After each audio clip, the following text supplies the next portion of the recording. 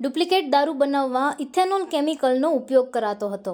આ કેમિકલ કલકત્તાથી મંગાવવામાં આવતું હતું અને આરોપીના 7 દિવસના રિમાન્ડ માટે કોર્ટમાં રજૂ કરાશે.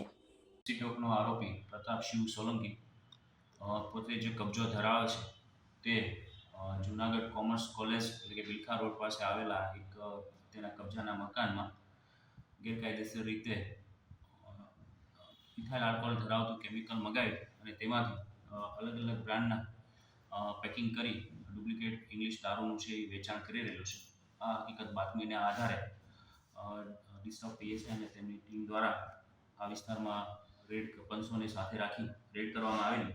આ જગ્યા ઉપરથી છે અલગ ઓલ્ડ મોંક લેબલની બોટલો 1480 બોટલો જેની કિંમત 9,73,000 રૂપિયા. આ ઉપરાંત 500 લીટરની ક્ષમતાવાળો એક પ્લાસ્ટિકનો ટાંકો કે જેમાં ઇથાઇલ આલ્કોહોલ ધરાવતું જે કેમિકલ મળી આવે 460 લીટર જેટલું કેમિકલ મળી આવેલું જેની બજાર કિંમત છે 4,03,000 રૂપિયા.